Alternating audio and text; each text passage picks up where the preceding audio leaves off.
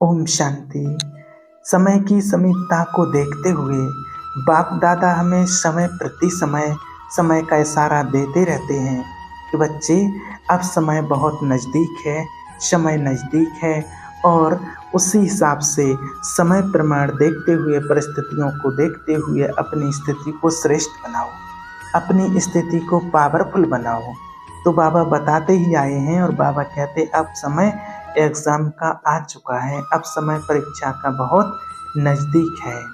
तो बाबा ये तो कहते ही रहते, बताते ही आए हैं, लेकिन आज बाबा ने एकदम क्लियर करके बताया है। और आज बाबा ने बोला है, कहा बाबा ने, जैसे मिलिट्री में तैयार होने के लिए एक सीटी पहले बजाते हैं और फिर लास्ट में होती है फाइनल सीटी। तो आज नाजुक समय की सूचना देने के लिए यह फर्स्ट सीटी है। बाबा कहते हैं ये फर्स्ट सीटी इसलिए बजाते ताकि सब तैयार हो जाएं। बाबा ने कहा अभी परीक्षाओं के पेपर देने के लिए सभी तैयार हो जाओ। ऐसे नहीं समझना कि बाप दादा तो अव्यक्त हैं और हम व्यक्त दुनिया में कुछ भी कर लें, बाबा को क्या मालूम पड़ेगा। ये भी कई लोगों के मन में संकल्प चलते हैं कि बाबा थोड़ी देख रहे हैं, बाबा को क्या मालूम चलेगा, हम तो यहाँ कुछ भी करते रहें। तो बाबा कहते ऐसा नहीं है। हर एक बच्चे के एक एक सेकंड के संकल्प का चित्र अव्यक्त वतन में स्पष्ट बाप दादा को दिखाई देता है।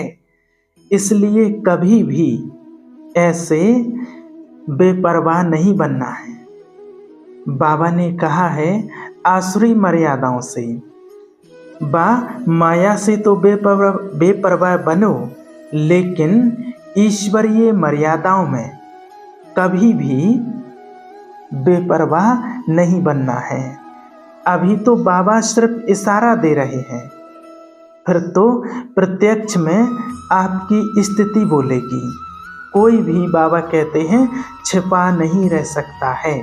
लास्ट के टाइम पर जब आएगा समय, तो बाबा ने तो पहले ही से बोला है कि बाबा के बच्चे छिप नहीं सकते हैं। जिसने जैसा पुरुषार्थ किया होगा, जिसकी जैसी स्थिति होगी, तो वो ऑटोमेटिक प्रत्यक्ष होंगे, वो कभी छिप नहीं सकते हैं। चाहे तीव्र पुरुषार्थी हों या नॉर्मल पुरुषार्थ करने वाले हों या किसी से कोई गलतियां हुई हैं, जो भी जिसने किया होगा, जैसा भी किया है या कर रहे हैं, तो वो सबके सामने प्रत्यक्ष होगा।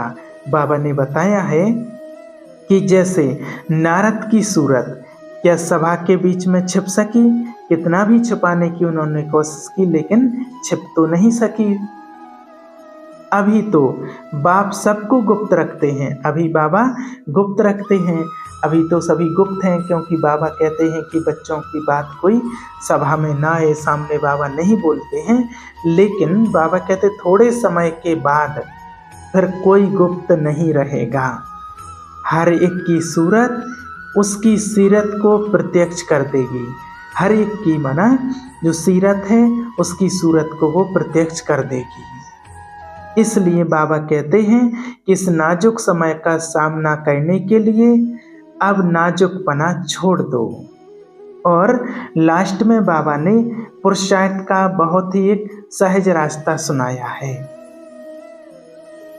बाबा ने कहा अगर तुम सहदेव आत्मा को हर्षित रखेंगे, तो बाप गारंटी करते हैं कि माया की कोई भी आकर्षण आपको आकर्षित नहीं कर सकेगी। बाबा कहते हैं कि तुम्हें तो सिर्फ हर्षित रहना है, खुश रहो, मुस्कुराते रहो, हर्षित रहो, बाकी का काम बाप का है।